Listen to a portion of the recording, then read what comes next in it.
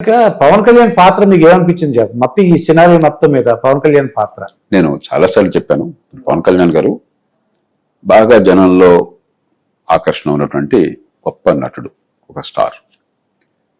సినిమాల్లో ఉంటే ఈ సూపర్ స్టార్లకి డబ్బులు ఇచ్చి వాళ్ళని పోషిస్తారు, గౌరవించుకుంటారు. పాపం జనంలోకి వస్తే డబ్బులు ఇచ్చి మనం తెచ్చుకోవాలి, నానా కష్టాలు పడాలి, తిట్లు తినాలా, అవమానాలు భరించాలా, కొన్ని సందర్భాల్లో ఓటమి చవి చూడాలి. కాబట్టి మనసు పెట్టి ఈ సమాజం బాగుపడాలన్నటువంటి ఆకాంక్షతో ఈ కష్టాలు వచ్చి ఉన్న సంపాదన పక్కన పెట్టి వచ్చారు. అలాంటి వాళ్ళు ఖచ్చితంగా రావాలి. నేను పవన్ కళ్యాణ్ గారితో కలిసినప్పుడు చెప్తుంటాను, మన ఎన్నికల వ్యవస్థలో 2 పార్టీలు బలంగా పాతుకుపోయినప్పుడు 3వ పార్టీకి అంత తేలిగ్గా ఆధారం రాదు. కాబట్టి దీర్ఘకాల పోరాటంగా భావించాలి, ఎవరి నిగ్గరను కాకుండా వ్యవస్థను మార్చినట్లానే. కాబట్టి ఆయన పట్టుదలతో పాపం పోటీ చేశారు, కష్టపడ్డారు. మరి ఆయన నగ్గలేదు.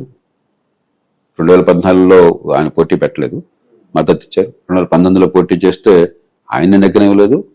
మరి ఆయన అనుచరులు రకానికి ఆయన కూడా పార్టీ మార్చేసినట్టున్నాడు. అవన్నీ భరించి వ్యక్తిగత స్వార్థాన్ని కాకుండా కూటమి లేకపోతే మన ఎన్నికల వ్యవస్థలో మన ఓట్లన్నీ వృధా అయిపోతాయని గుర్తించి ఆయన నమ్మిన లక్ష్యం కోసం పోరాడారు. ఇప్పటికి కూడా ఈ దేశంలో ప్రజాస్వామ్యం బాగుపడాలా, రాజకీయం మారాలని చెప్పిన ఆలోచనతో ఉన్నారు. కాబట్టి దానికి ఒక అవకాశం వచ్చింది. దీర్ఘకాల ప్రయత్నం చేసినట్టయితే ఖచ్చితంగా రాజకీయాన్ని మార్చడంలో, ప్రజలకి ప్రజాస్వామ్యం అర్థమయ్యేట్టు చేయడంలో ఆయన పాత్ర కీలకమైనదిగా ఉంటుంది. కాబట్టి పూర్తిగా శుభాకాంక్షలు తెలియజేస్తూ ఆయన వల్ల మంచి జరగాలని, మరి కీర్తి పొందాలని కోరుతున్నాను. ఫ్యూచర్లో ఏంటంటే ఆయన సీఎం అవ్వడం అంటే వాళ్ళ అభిమానులు కోరికండి, ఫ్యూచర్లో అవకాశం. అందుకనే ఏ పదవైనా సరే ప్రజలు కోరుకుంటే ఎవరికైనా అర్హత ఉంది. కాబట్టి పదవులు పెద్ద ముఖ్యం కాదు, అది శాశ్వతం కాదు. మనం నిజమైన మార్పును తీసుకురావాలి.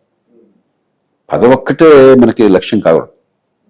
ఇప్పుడు పదవుల్లో ఉండి అద్భుతంగా రాణించిన వాళ్ళు ఉన్నారు. వాజ్పేయి గారు మరి సొంత బలం పూర్తిగా లేకపోయినా కూడా 20 పార్టీలతో కలిపి ఈ దేశంలో ఎప్పుడు జరిగిన విజయాలు సాధించారు. జాతీయ రహదారులు కావచ్చు, మొబైల్ ఫోన్లు కావచ్చు, మౌలిక సదుపాయాల కల్పన కావచ్చు, ప్రపంచంలో మన మీద ఆంక్షలు పెట్టినా కూడా ఈ పొఖలను అనుభవించుకోవటం వల్ల అవన్నీ కూడా ఎదుర్కొని ధైర్యంగా చాలా ముందు చూపుతో అందరినీ కలుపుకుపోయి గొప్ప అభివృద్ధిని సాధించారు. ఆయన ఓడించారు. ఆయన ఓడిస్తే ఆయన బాధపడలా.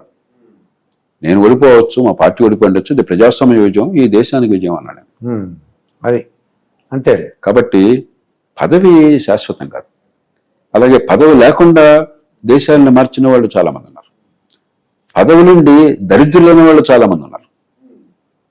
ఈడీ అమీన్ ఒక 10 ఏళ్ల పాటు రాజ్యం చేశాడు వాడు అక్కడ యుగాండాలో. ఎవరు వాడి గురించి గొప్పగా చెప్పుకోరు. కాబట్టి పదవులు వస్తాయి తప్పకుండా. కానీ అంతకంటే ముఖ్యం మీ పాత్ర సమాజాన్ని మంచి మార్గాన్ని నడిపించడంలో, చరిత్రను మలుపు తిప్పడంలో ఏ పాత్ర ఉందని చెప్పినది. అలాంటి పాత్రని ఈ పెద్దలంతా తీసుకుంటారన్న విశ్వాసం నాకున్నది. ఇక పవన్ కళ్యాణ్ పాత్ర ఎలా ఉందంటారు మీరు చూసినంత వరకు? ఈ పవన్ కళ్యాణ్ ఇప్పుడు కేంద్రంలో కూడా సక్సెస్ అయ్యారు. కేంద్రంలో కూడా వీళ్ళ అవసరం వచ్చిందండి, కూటమి అవసరం. మన ఆంధ్రప్రదేశ్లో ఉన్నటువంటి కూటమి అవసరం వచ్చింది. మరి పవన్ కళ్యాణ్ పాత్ర ఇంత ఈ యొక్క సక్సెస్లో, ఈ ఎన్నికల్లో చెప్పాలంటే అటు కూటమి గెలుపుకు ప్రధాన కారకుడు అంటే కనుక పవన్ కళ్యాణ్ అని చెప్పక తప్పదు. ఎందుకంటున్నానంటే ఆయన ముందు అవహేళన చేసినారు, ఆయన ఫ్యామిలీ మ్యాటర్స్ మాట్లాడి రెచ్చగొట్టినారు, 2 చోట్ల ఓడిపోయేవన్నారు, రకరకాల అడ్వర్స్ కామెంట్ చేశారు. ఒక పార్టీ నాయకుడిని ఆ మాదిరి మాట్లాడినారు. ఆయన కూడా ఒక ధ్యేయం పెట్టుకున్నాడు, ఏమి వైఎస్ఆర్సీపీని ఓడించాలా అని. ఆ సీట్లు తెలుగుదేశం పార్టీ ఎన్ని సీట్లు ఇచ్చా అన్ని సీట్లే తీసుకున్నాడు. తక్కువ ఇచ్చినా కానీ తీసుకున్నారు. దీనివల్ల ఏమైందంటే కాపు సామాజిక వర్గం ఏం మావాడు ఎవడో నాయకుడు అయితే అంటే ఏమైనా మాట్లాడాలా అని చెప్పి కాపు సామాజిక వర్గం ఒకటైంది. ఆయన జనసేన పార్టీకి ర్యాలీ అయింది అనేసరికి తూర్పు కాపులైతేనేమి, రాయలసీమలో ఉండి బలిజ సామాజిక వర్గం అయితేనేమి అంతా కూటమికి ఓట్లేసింది. అంటే ఒక విధంగా చూస్తే కూటమి గెలుపుకు ఈయనే కారణమైనారు. ఎలాంటి కిరికిరలు చేయడం కానీ, నాకు సీట్లు తక్కువ ఇచ్చినారని బాధపడ్డం కానీ, నాకు 4 సీట్లు తక్కువైనా కానీ నేను వైఎస్ఆర్సీపీ వ్యతిరేక ఓటు చిరనివ్వనే ధ్యేయం మీదనే ఆయన పనిచేసినాడు. అలాగే బీజేపీని కూటమిలోకి తెచ్చేదానికి ఆయన వంతు కృషి ఆయన చేసినాడు.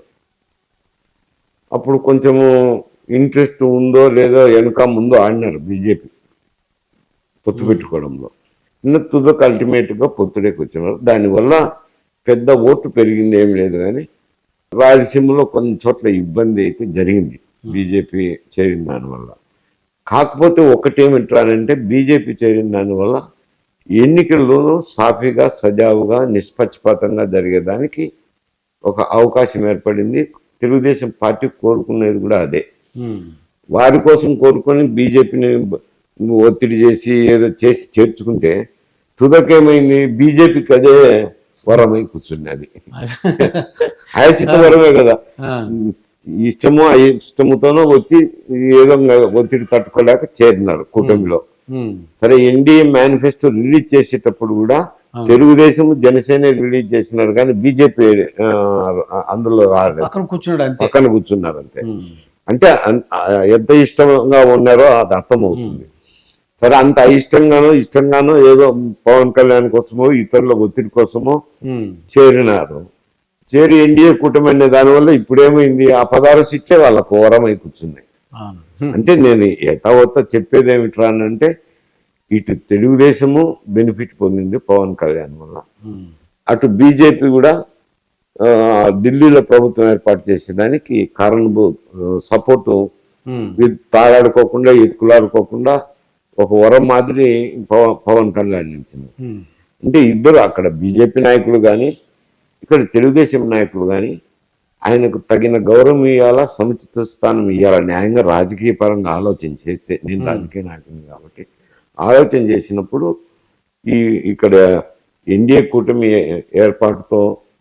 ఏర్పాటులో కానీ ఈ కూటమి వల్ల ఆడ బీజేపీ ప్రభుత్వం ఏర్పడేదానికి కారణభూతుడైనాడు. కాబట్టి రెండు పార్టీలు కూడా అక్కడ కేంద్రంలో అయినా కానీ ఇక్కడైనా ఆయనకు సముచిత స్థానం ఇచ్చి గౌరవించాల్సిన అవసరం అయితే ఉంది. సార్, ఇప్పుడు మనకి మీరు చెప్పినట్టు బీజేపీకి తగినంత మెజార్టీ 241 వచ్చింది, మ్యాజిక్ ఫిగర్ రాలేదు. ఇప్పుడు వీళ్ళ అవసరం వచ్చింది, మన చంద్రబాబు నాయుడు గారిది, అలాగే జనసేనది. మరి ఏ విధంగా నితీష్ కుమార్ కూడా అయితే వీళ్ళు ఏ విధంగా ఉపయోగించుకుంటే మంచిదంటారు? చంద్రబాబు నాయుడు మన ఆంధ్రప్రదేశ్ వరకు ఈ కేంద్రం యొక్క అంటే బలహీనత, అంటే వాళ్ళకి కావాల్సిన సీట్లు వాళ్ళకి రాలేదు, మనం సపోర్ట్ చేస్తున్నాం, ఏ విధంగా మన మంచిగా ఉపయోగించుకోవచ్చు అంటారు? కేంద్రంలో బీజేపీకి సొంతంగా మెజార్టీ రాలేదు. సరే, ఎన్డీఏ కూటమిలో గతంలో ఉన్నట్లయితేనేమి కొత్తగా చేరినారు కదా, నితీష్ కుమార్ ఒకరు కొత్తగా చేరిన వ్యక్తే. చంద్రబాబు నాయుడు తరఫున వచ్చే కొత్తగా ఎన్డీఏ కూటమిలో చేరిన తెలుగుదేశము, వీళ్ళ వల్లనే ఇప్పుడు ప్రభుత్వం ఏర్పడుతుంది. కాబట్టి కేంద్రం నుంచి కూడా కొంచెం సహాయ సహకారాలు తీసుకునేదానికి అవకాశం ఉంది.